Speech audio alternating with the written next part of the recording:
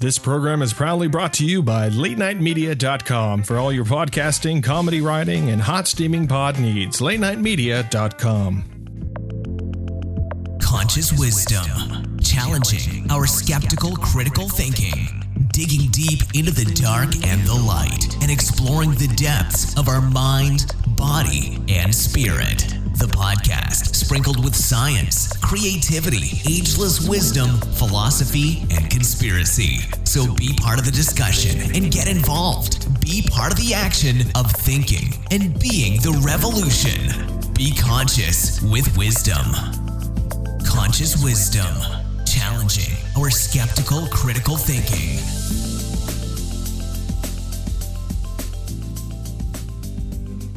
Yeah, so it does mean it has a resonance. It has a resonance. A frequency, yeah. And, you know, knowing that I was coming here tonight and Sarah's, you know, telling me we're going to be talking about 1111 numbers. Of course, for me, being a 5, I'm not an 11, but I'm a 5, which is about change and movement.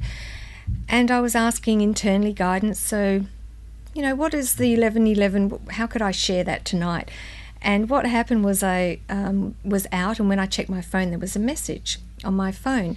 Now, I make up vibrational flower essences as vibration, and I'm getting new labels made. And the printers rang, and I picked up, you know, the phone, did my message bank, and I said, you have a new message, 1111, right, was the message. And Pay attention Did you get that at 1111? I did, yes. I got the message from the printer to say my vibrational labels were ready. And so that, I went, thank you, because that's my take on the 1111. It is a vibration. So for me, being a number 5 life path, what that means for me is a lot of change and movement. So every time it appears a lot in my life, there's a lot of change and movement happening. So that resonates to me as a vibration. So I see it as a vibration, depending on where I'm at and what's happening in my life. And with vibrations, John, with acupuncture, is it a vibrational energy that you guys understand when you're doing acupuncture? Yeah, for me it is. You can actually feel it. And you develop a level of sensitivity where you can actually feel the points, and you can feel it like a little pulse. So it's all vibration. Because I've done something called Tui Na, where it's like a form massage. It is like a massage with the pressure points as well. Yeah. Well, the idea of the vibration is to actually feel the point with my fingers, and I can feel it. And once I can feel it, I know that I'm on the right spot, and then that's where I know that's the point to treat. And it's like a pulse. I can feel it in my fingers, in my hands, in my body. Other practitioners I know actually feel it from their heart chakra, but I tend to feel it in my hands more than. It's fascinating to tell the truth. You can actually pick them up with divining rods. I also use flower essences, and I teach Australian bush flower essences. And I have a class where I use the rods, and we actually feel everyone's auric bodies. And we can get up to about 6, and the rods will change at Which each look one. like 11s, I was about to say that for you, Sarah. She got in. She beat me to that one. I knew she was going to say that, because that's me being psychic. There we go. Fist chick. It's you being fist chick. I totally win. Can you explain a bit about bush flower essences to me, John? Well, to me, bush flower essences work on that auric level. Illness tends to come from emotions, and it tends to work into the physical body, and the actual essences tend to work from that outer into the physical. They're really good to treat emotions, but you can treat physical things if they've been caused by emotions. Just being in the studio tonight, having this on, I can feel all the electromagnetic energy from here. That's why we have in the break, cleansing. I've have some essences for this, and in the break I was going to grab them. Tracey, did you find any of this sort of stuff as you started on your numerological journey? I did, and I've just been trying to remember when it was. I would like to say it was around about 2003 or so that it definitely became something that I would just see all the time. I'd get in the car and it was there. I'd look on a computer, it was there. It was on the oven clock, and it was just very, very strange. But yeah, these days I don't see it as often. It'd be at least a couple of times a week, but it's not something that I'm seeing every single day. And I think Sarah's course definitely opened my eyes to numbers, and now I take a lot of comfort in them. I like knowing, I am a little bit of an analytical, bit of a spreadsheet nerd. So yeah, just knowing a little bit more about the 11. It is a double whammy.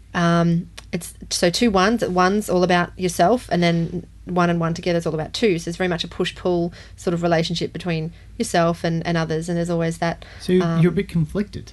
Split just personality, very much two so. people in one body. A bit of Jekyll and Hyde. We want to actually talk a lot more about life paths and figuring out what all these different life paths are. What do they mean? So Sarah, okay, can you explain a bit about the different life paths for us? So there's a really fabulous book called The Life You Were Born to Live by Dan Millman, who Kris and I had the pleasure of meeting. He's awesome. Recently. He wrote The Way of the Peaceful Warrior. I've also read his hands. There's an article about him on my site. And so he writes about, there's approximately 38 to 40 combinations you could have from a date of birth on the planet. And the idea is each one is very special. It's like when you buy a car, it's got its pros and cons. And if you talk to previous owners, you can avoid the pitfalls and get maximum performance.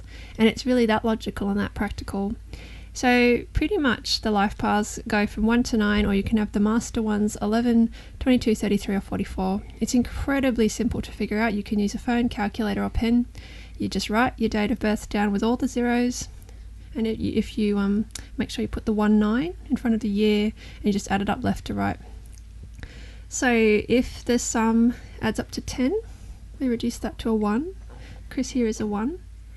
And I have a saying, if you need to get it done, ask a 1. Because it's like true. The 1 looks like A to B. They're really single-minded. Some people say one-track minded, actually. Oh, we're talking about me. Oh, really? Oh, no, actually, it's probably true. It's absolutely true. It's associated with that real alpha energy. So, like, you know, your Tom Cruises, a lot of your alpha... I do like Tom Cruise. Alpha athletes, alpha actors have it. Almost all the prime ministers in Australia for about 25 years have been ones. Tony Abbott, Julia Gillard. Oh, God, do I have to hang out in the same room as Tony Abbott? Really? Not exactly, but I've also written an article on that because it's quite astounding, especially if you don't believe in numerology. Ones love to lead, ones love to be the front face. So if you do have that 10 or 1 energy, the main thing is you may be saying, what? I'm not that confident. I'm not there yet. And I would say, well, look at the sum. So if the sum's 28 and you're not 28 yet, well, you haven't peaked. Give yourself some time. If you're on the other side, maybe you're just not acknowledging, recognizing or cultivating that right now. Maybe that's why you're listening to this. But ones are here to be the face of an organization or cause, and they're amazing and they're very straightforward and they're great communicators. You definitely know what they want. So then there's the next number 2, which would be, for example, if your date of birth added up to 20, which by the way is extremely rare. So the number 2, I say, if you don't know what to do, ask a 2. They can always show you both sides. They're notoriously indecisive for themselves. And by the way, this will apply if your final number is 11. But yeah, with the 2s, it's like they're very good advisors, counselors, intuitives. Where 1's the root chakra and it's like new beginnings, 2's the sacral, and they're all about partnerships. So even 2 looks a bit like a swan. It's all about love and romance and sweetness. Oh, that's so nice. It is, and there's not a lot of them. And when you do meet them, they're often quite shy, especially the guy ones. They're like, I don't want to be there. Well, they could be the black swan. They could be the black swan, Kris. But especially the guys who are 2s, it is a challenging role.